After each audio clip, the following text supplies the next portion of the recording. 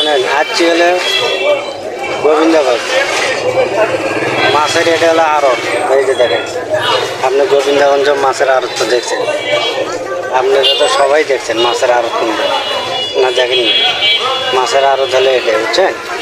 এই যে সবাই মাছ কিনতে আসবেন গোবিন্দগঞ্জ, এবং মাছ সব রকমের মাছ পাওয়া যায়, কম রেটে পাওয়া যায়, ওজন বেশি, ভালো, বুঝছেন? আপনারা সবাই আসবেন গোবিন্দগঞ্জ আড়ত, মাছ কিনতে আসবেন সবাই।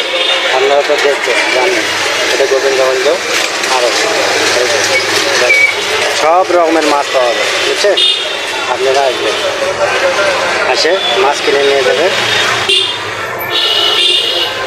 ওজন ঠিক আছে, সব কিছু ঠিক আছে, মাছের বাজারও কম আছে, হালকা আছে, পর্তা হবে, পর্তা দামে হবে। আপনারা আসবেন, পর্তা দামের মাছ কিনে নিয়ে চলে যাবেন, সমস্যা নেই, ঠিক আছে?